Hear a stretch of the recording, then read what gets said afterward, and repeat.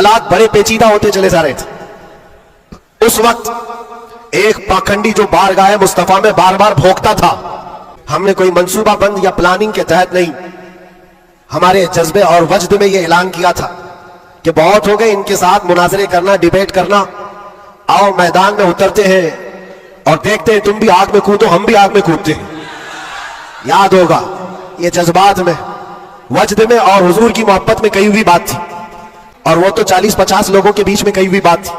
महीने के बाद पता चला कि इस बात को अल्लाह ने पूरी दुनिया में पहुंचाया। क्या बात है, वाह वाह। हर जगह हर इलाके में पहुंचाया, और जिसको पहुंचना था उस तक तो बराबर पहुंची। क्या बात है, क्या बात और फिर बाद में हमको पता चला कि हमने कुत्ते की दुम पर बराबर पांव रखा है। है। लेकिन जब सामने से जवाब आया कि हाँ हम आने को तैयार हैं, तो फिर सोचना भी हुआ।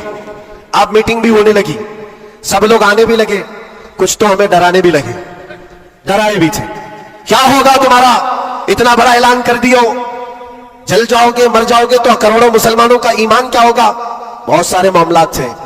मैं उस वक्त फिर सोचने पर मजबूर हुआ, मैंने मेरे बाप के लिए, मेरी माँ के लिए, मेरे खानदान के लिए तो नहीं कहा, उस हक रसूल के लिए कहा जिससे रोशनी तो सूरज भी पाता है। बेशक। आहा।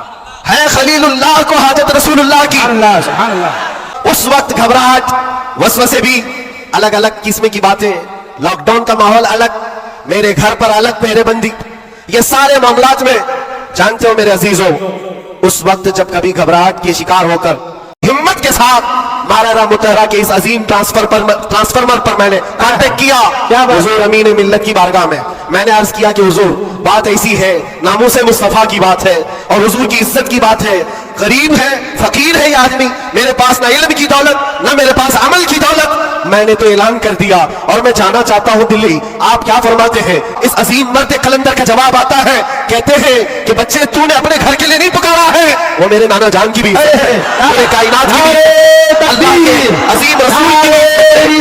बात यहीं पर खत्म नहीं होती कि अगर कह दिया कि तूने ऐलान कर दिया अच्छी बात है, जाओ अल्लाह ताला तुम्हारी हिफाजत करेगा, मैं यहाँ बैठकर दुआ करता हूँ। नहीं, इस उम्र में ठंडियों के आलम में कहा कि बेटा तुम वहां से निकलो,